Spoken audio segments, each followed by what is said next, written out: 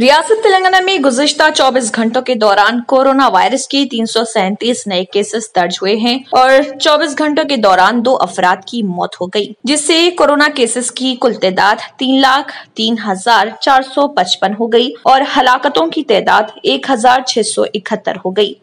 सेहत के हुकाम की जानिब से जारी करदा बुलेटिन में कहा गया है कि अब फिलहाल 2,958 मरीज ज़ेरे इलाज हैं। रियासत में पिछले 10 दिनों से मामलात में बतदरीज तेजी का रुझान देखा जा रहा और रियासत के चंद स्कूलों में बड़ी तादाद में कोरोना वायरस मुस्बित इतलात मिल रही हैं। गुज़िश्ता रोज मजमुई तौर पर 37,079 नमूनों का तजुर्बा किया गया। मजमुई तौर पर अब तक टेस्ट किए गए नमूनों की तादाद 96,50,662 हो गई है। बुलेटिन में कहा गया है कि गुज़िश्ता रोज 181 अफराद सेहतयाब हुए हैं, जिनकी सेहतयाबी की कुल तादाद 2,98,826 हो गई।